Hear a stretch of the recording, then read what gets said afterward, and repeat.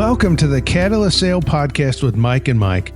Sales is a thinking process. This podcast will help you learn about what works in sales, how to hone your skills, and increase your success. I'm your host, Jody Mayberry, and I'm here with Mike Simmons. How are you doing today, Mike? Jody, I am doing awesome. I believe it. Well, always. That's the thing. You always are. One of our most popular podcast episodes so far this year has been the episode about coaching versus training. And we also did an episode about mentoring, and both of those have generated some good conversation. So I wanted to blend those two, and this episode talk about the difference between coaching and mentoring. So Mike, that's what I'm setting you up with. We'll just start there. What is the difference? Well, it's one of those things where you kind of get into this, the semantics of words and vocabulary and how people define things. When I look at the two, I think of coaching as how can I take a current thing, a current task, a current skill, a current something that I'm doing. That thing may be repetitive, but take that skill and make it better. I can come up with different ways to optimize it. When we talked about coaching versus training, we talked about the idea of pedal position on a bike, and I demonstrated that I know a little bit more about beach cruisers than some of the audience might think I know. So in that instance, coaching is about taking a skill and helping someone get better at that individual skill using that expert lens that they can look through and be able to make some slight modifications to improve performance. Mentoring on the other side, mentoring's a bit more bigger picture. There's going to be a lot of feeling, a lot of back and forth, a lot of ambiguity, maybe not even a lot of structure. There might be some structure from the side of the mentor related to the questions that they're asking, but it's all focused on, I think, a bigger picture item, things that will happen at some point in the future rather than tactically getting better at an individual skill. So that's how I would look at those two events or activities as being something that's different. Coaching could be a one-time event.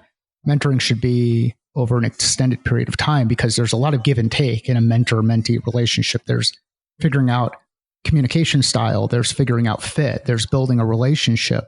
Sometimes there's letting that relationship go and letting things kind of move away for a while. That relationship breathes over time. I think what you said about fit and style, all of that, that's really important in mentoring because the mentor basically has to choose the person and want them to succeed and really be invested in them long term. Where coaching, it can be, I'm just going to work with you, Mike, for 1 month to help me with this one particular thing. And I think that is a much different relationship than you would have with a mentor. And of course, you still want to enjoy your coach, but that's... John, I think, Jody, sorry to cut across you here, but I think the thing that comes out as you describe that is good mentors should also be able to coach, but good coaches don't necessarily have to be good mentors. Yeah, that is an interesting way to look at it. I like that phrase too, because if a coach is just helping you with one thing, they don't have to be your mentor. And then maybe they're never interested in being a mentor. Maybe they're so good at this one skill, but not good at developing people all around. I don't know. I'm just scratching at things here to show that there is a big difference between coaching and mentoring. But with that, Mike, where's the place for it? How do you know if you need a coach for something? And, I don't want somebody chasing down a mentor, trying to hook up with a mentor when all they really need is a coach to help them with one thing. I think the first question you have to ask is it a skill that you have today that you want to get better at? And if you can define that skill, let's say I want to cook. I want to become a better cook. I could use a coach who could help me become a better cook. And in that instance, ideally what ends up happening with that coach is in the kitchen. That coach is actively seeing the things that you're doing. They're seeing how you dice onions, how you cut tomatoes, how you add spices, whether or not you measure, what your timing is on ingredients and how you incorporate those into this thing that you're making. Do you cook by feel or do you cook by following a recipe? If you cook by feel, a coach might really help you. If you cook by recipe, then it's a little bit more about the detailed measurements and maybe training might be a better fit there. Now we're kind of bringing all three of those together: coaching, training, mentoring. But on the coaching side, I think there's got to be that personal attachment where they're actually seeing the thing happen. On the mentoring side, I don't think seeing the thing happening is critical. Mentoring to me is a bit more philosophical. It's about both parties, both people who are working through this challenge, growing together. And you talked about the relationship between a mentor and a mentee. The selection process from a mentee to a mentor is also really important. Like, this has got to be, both of those people have to be in this thing together. They've got to be committed to whatever this long-term objective, this thing that they want to accomplish, this vision at the end.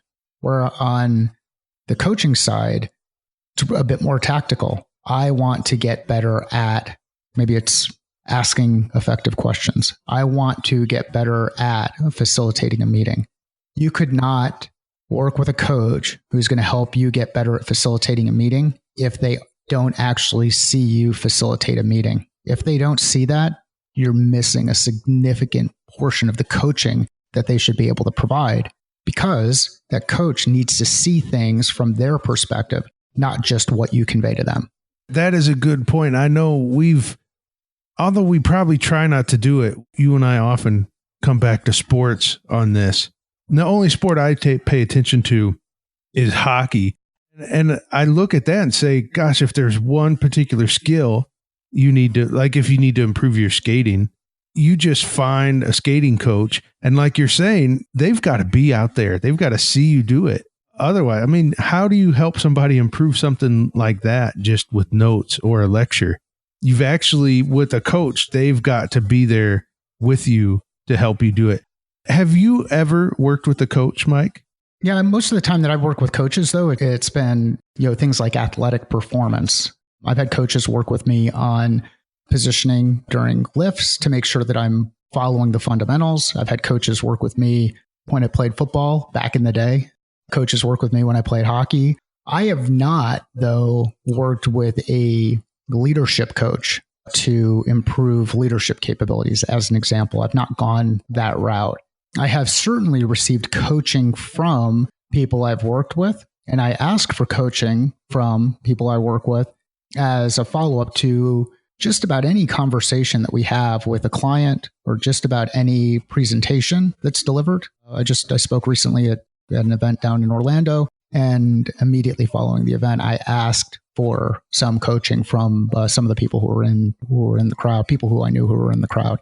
So not formal coaching other than with athletics, but definitely lean on coaches when it comes to improving my own personal skills. You made me think of something when you talked about your presentation in Orlando, and you immediately asked people, how important is it to be coachable, whether or not you work with a coach or not?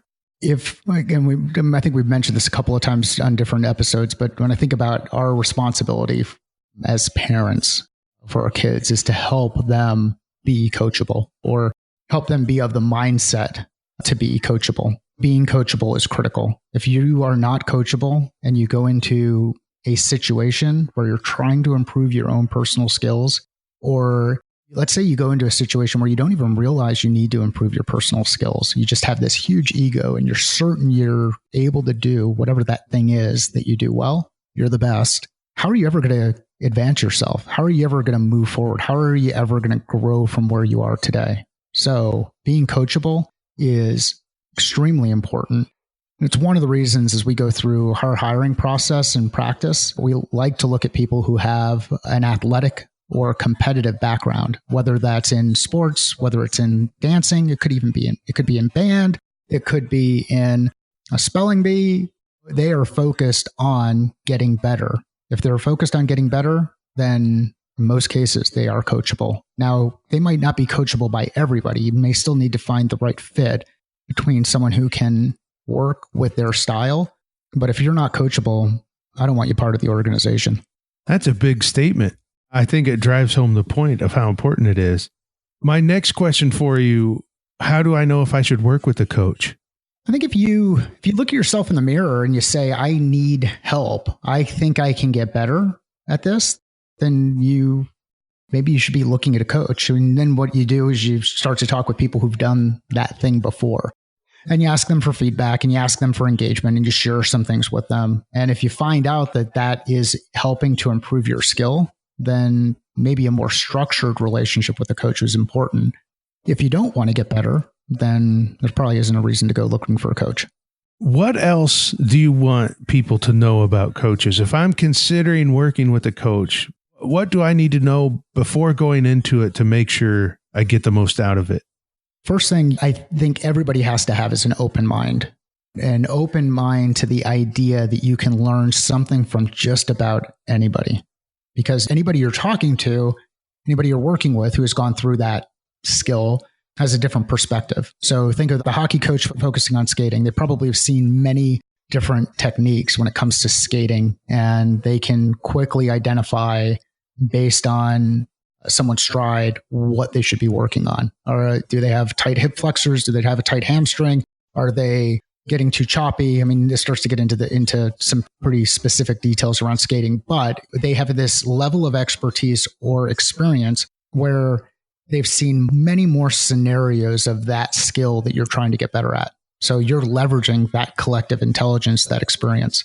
On your side, you've got to know where your deficiencies are, at least identify some of those deficiencies, know some things where you'd want to get better, and then be very tactical and targeted on skill development. And that's where coaching fits in versus something like mentoring, which is going to be a bit more, much more broad. And maybe you don't have all the answers or you don't know where you want to go. And in that instance, what you're doing is you're looking for guidance. You're not looking for coaching on a specific skill. You're looking for broader guidance. And I think sometimes that broader guidance can help illustrate where you might need a coach. If we've talked about blind spots before, you may need a coach in an area, but you're completely blind to it, that you need to improve in this area. So perhaps having a mentor might help you realize what you need coached in. There's one more piece I think that I want to mention, and that is we talked about how important, and I think I started to say this once, the fit with a mentor is really important. But with a coach, although you want to enjoy the people you work with if they're coaching you, it's more of, can they deliver results in teaching a skill more so than how important is the fit in personality and so forth? Because I know Mike, you've probably had coaches over the years that in sports that you didn't much care for their personality or the way they did things, but they sure did teach you a lot. And I think that comes into play. I'm not saying that it's not important to like somebody, but compared to a mentor, personality and fit in that regard isn't quite as important. In a coach, you really want somebody that can help you deliver the results, even if it is sometimes uncomfortable to get there. Yeah, it's not about feelings, it's about results. And I think when you focus on skill development, there's a reason why you want skills. Those skills should lead to something. Does it lead to better conversations with your customers and an easier way to more consistent articulation of next steps and establishing of next steps, and you're able to move through your process? Does it help with, how well you, or the consistency for which your food comes out when you're serving food to others? If we're talking about cooking, does it help with efficiency when it comes to how you run so that you increase your speed on your mile? There are clear results, clear expectations that you have based on improving a defined skill. And you should be able to look back and say, yes, that skill I have gotten better at X, or I have gotten better at this thing. Mentoring, a bit more fluffy. Mentoring is more about, do I feel like I'm functionally moving in the right direction? Am I really thinking about all of the things that I might want to think about as an individual and where I'm focused on success? And mentoring on both sides, mentoring from working with mentees, it's amazing the perspective and how much you can learn from working with mentoring people about what is happening in a current environment, how people are working these days, what technologies are out there, what processes are working, what perspectives are out there. That's a much more direct two-way relationship. There's a lot of back and forth that's happening in that mentor-mentee relationship. On the coaching side, as a coach, I have a job. As a person who's getting coached, I have a job. It's about executing on those things. Mike, if we are interested in finding out more about sales coaching or just have questions about it, how can we reach out to you and get some answers? And we're pretty active on Twitter, at Simmons_M, at Catalyst Sale, at MConnorAZ, for 3 good ways to get a hold of Mike and I. You can also send us a direct email at hello@catalystsale.com. And you can listen to the podcast and you kind of get a sense for communication style and whether or not there might be the right fit. Just as we wrap up, I really would like to highlight a couple of key differences between coaching and mentoring. And this is not to be redundant, but just to really bring the point home. When I look at coaching, it's task-based, it's skill-based, there's a defined end in mind, a defined objective. When I look at mentoring is a bit more open. It's relationship based. You're going to work with different mentors who will help you in different ways and provide different levels of perspective. There are 2 components to that relationship. There's a lot of give and take. That relationship will breathe. I think too often organizations intermix the ideas between training, coaching, and mentoring. Okay, well, you mentioned training. So then real quick, so we understand that we've talked a lot of coaching on this episode. We've mentioned mentoring. Where does training fit in?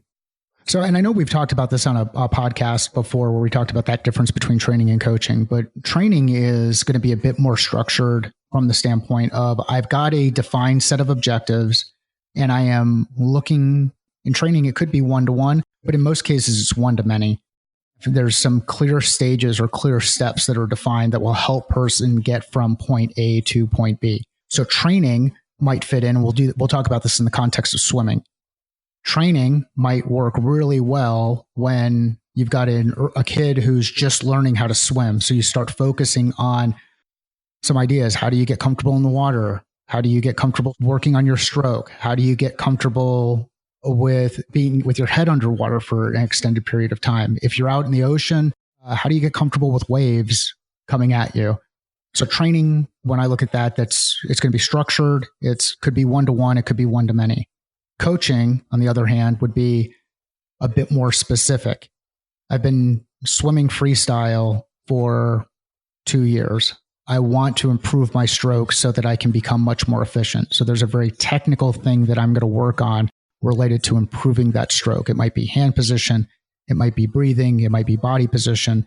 But functionally, I'm going to work on that one skill. And when I do that skill better, it should impact my ability to swim. Mentoring, on the other hand, might be a bit more different. Mentoring in that context might be thinking about what is your mindset as you go into an event?